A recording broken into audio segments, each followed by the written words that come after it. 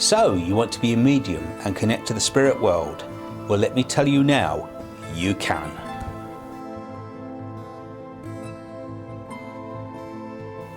Welcome back to part 3. So what is a spiritual medium?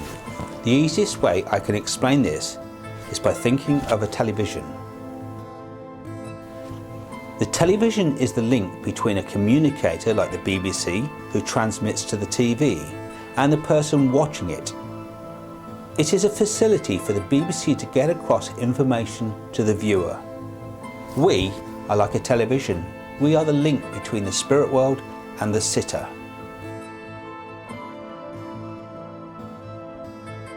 There are 3 links in this process. 1, the sitter. 2, the spiritual medium. And 3, the spiritual communicator.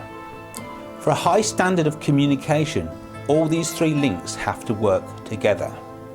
It doesn't matter how good you are as a medium, you can only be as good as the spiritual communication. But even if these 2 are good, the sitter can also affect the link, especially if they're skeptical. So now it's time to look at your protection, protecting your energies. Developing as a medium is an amazing journey. It can become all-consuming, and if you let it, it can take over your life. This isn't going to happen to you because you're always going to keep a balance. It's like learning a new career. It can be totally challenging and exhaust you. This is because of all the energy and effort you put in. The way to avoid burning yourself out is to take a break. Have a complete break and a change of mind. Keep your time for development to a few hours and then switch off and focus on something completely different. Like any job, you do this 8 hours a day and not 24. Let me tell you now, you are a sensitive and you are getting involved in a subject that some would say is not the norm. And you will always have to stand by your beliefs. Protecting yourself in this work is important, and you will learn as you continue with your development and also when you practice mediumship. Basically, you learn by your mistakes.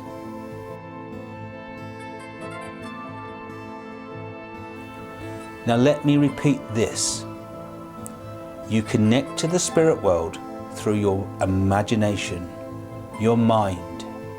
Your imagination is the door to the spirit world.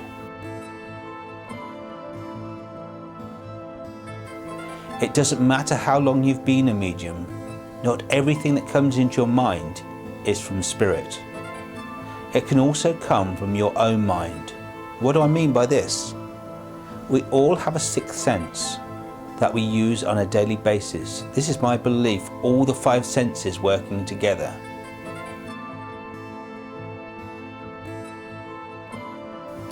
We all have a built-in intuitive ability, a gut feeling you could say.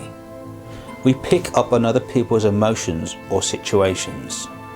We can feel this. For example, when you first meet somebody, the first time we usually can tell if you're drawn to this person.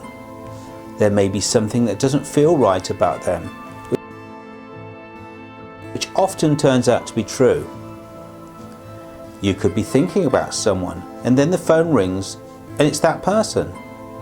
We could be walking along and bump into someone we haven't seen for a while and say to them, "That's weird. I've had you in my mind recently and here you are." So the list is endless. We call it coincidence. But what if I was to tell you there's no such thing as coincidence, but synchronicity? In other words, this was meant to happen at the time it did for whatever reason. So let's do an exercise now. Try this one on someone you know little about. Sit opposite each other and focus on the person. See how much information you can pick up about this person. Likes, dislikes, hobbies, personality, what they did last night, what they had to eat. Before you start this exercise, just relax and focus on your subject, preferably not in their eyes, as you might make them laugh and be distracted. Another way you can do this is by sitting back to back, so you can't see the expression of your subject. This exercise requires you to be completely quiet. Now I want you to think of 10 things about this person you think are correct, and the subjects will tell you at the end if you are right or wrong. If you wish, you can write the answers on a piece of paper, 1 to 10. Practice this on people you meet. Obviously tell them the reason why you're doing it. All mediums, no matter how long they've been practicing, work psychically and with spirit. The two work hand in hand. Now, let's talk about meditation. Is it important? I say yes and no. It depends on what sort of mind you have. If your mind is always busy with thinking and worry, you need to relax and try to empty your mind from constant thinking. Meditation is an excellent tool for this. But if your mind is relaxed, then the meditation isn't always necessary. But let me tell you now that meditating raises your awareness. It raises your vibrations to the spirit world.